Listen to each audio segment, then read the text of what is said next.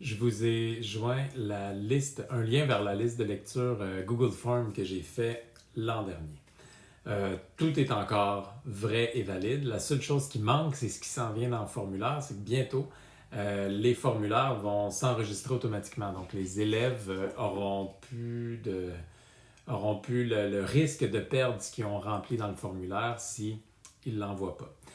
Donc, il va peut-être falloir que je change des petites choses dans les vidéos, mais ce n'est pas encore effectif. On espère que ça va arriver d'ici l'automne prochain. Ça a été annoncé par Google, mais ce n'est pas encore le cas. Donc, je vous ai mis la liste. Vous allez voir, il y a énormément de vidéos. C'est que Google Formulaire, il y a beaucoup de petits détails. Ça a l'air gros. Il ne faut pas se laisser impressionner. Il y a beaucoup de choses que vous savez déjà. J'ai juste fait exprès de couvrir tout. J'ai essayé de voir pour vrai. Là. Je pense pas y avoir réussi complètement, mais presque. Là. J'ai essayé de couvrir chaque petit détail, chaque petit bouton, tout ce qui est possible de faire dans le formulaire. Je voulais qu'il y ait une vidéo associée à ça. Alors, il y a beaucoup de choses là-dedans que vous savez déjà. C'est pourquoi l'idée de cette liste de lecture-là, c'est de rendre tout disponible et d'ensuite vous laisser l'autonomie de lire les titres et de voir si c'est quelque chose que vous savez déjà ou que vous voulez explorer.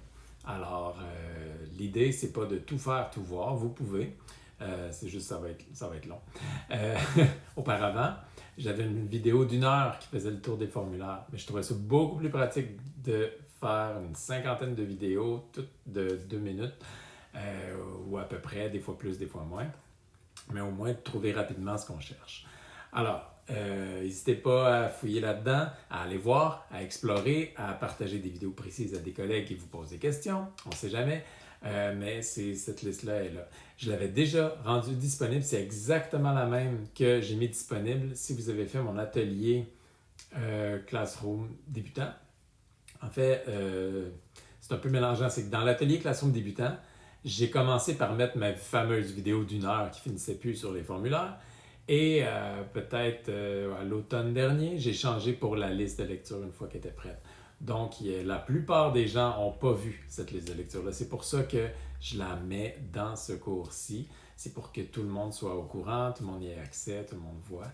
Donc, puis c'est aussi pour que tout soit rassemblé au même endroit. Vous avez vu qu'il n'y a pas de devoir à faire, vous n'avez pas de choses à me rendre comme dans le premier atelier. Dans cet atelier-ci, vous faites seulement consulter des ressources et je voulais juste qu'ils soient rassemblés.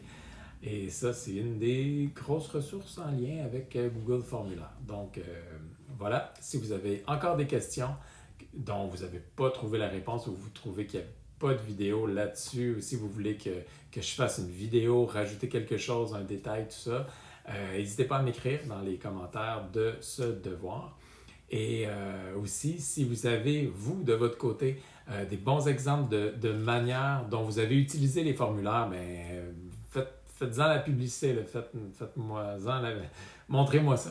Ça va me faire plaisir de voir ça, d'avoir des nouvelles idées. On est toujours à la recherche de ça.